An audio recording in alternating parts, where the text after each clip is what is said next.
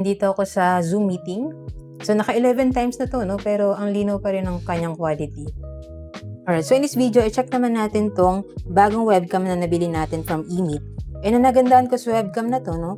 Dalawa na yung kanyang camera, which is unusual sa mga web cameras. Kasi parang first time pa lang ako nagkaroon ng webcam na dalawa yung camera niya.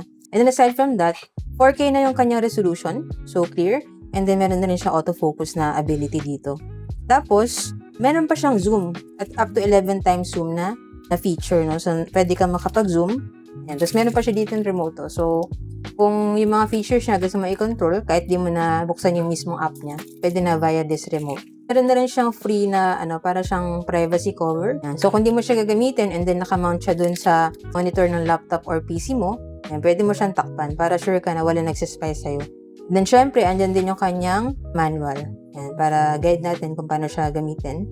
Tapos, yung napili ko na version, yung meron na siyang tripod, no? Para pwede ko rin siyang ilagay na lang sa gilid ng table ko, if ever. Pwede mo naman siya i-mount dun sa taas ng monitor mo. Yan, depende kung saan mo siya gagamitin. Tapos, dito pala, no, meron pa siya ng lights dyan. Para meron siya RGB lights pag nakakonect na siya dun sa PC. Tapos, meron na rin siya ditong built-in mic, dalawa.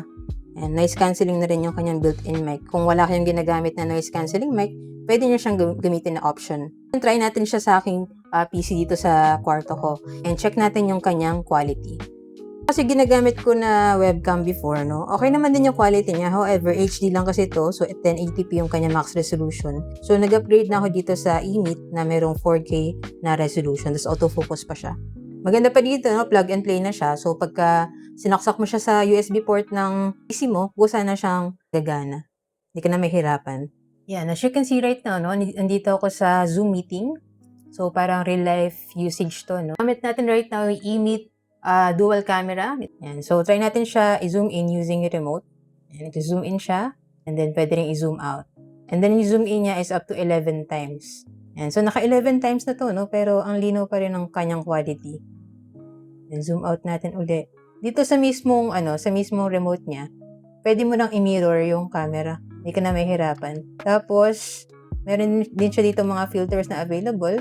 Pero yung ginagamit ko right now is yung 3. Parang yung kasi yung pinaka-natural. So, ano masasabi niyo dito sa video quality nitong ating eMeet C60 Dual Web Camera? Yan. So, kung gusto niyo rin ng ganitong web camera for your online meeting, work from home setup, online classes, yan. Check nyo na lang po dyan sa Yellow Basket. Diyan ko nabili yun sa akin para same quality and legit store din yung mapagbilan nyo. Yan. So, yun lang. Sana nakatulong tong video. If you have any other questions about this web camera, just let me know in the comments and follow for more tech content.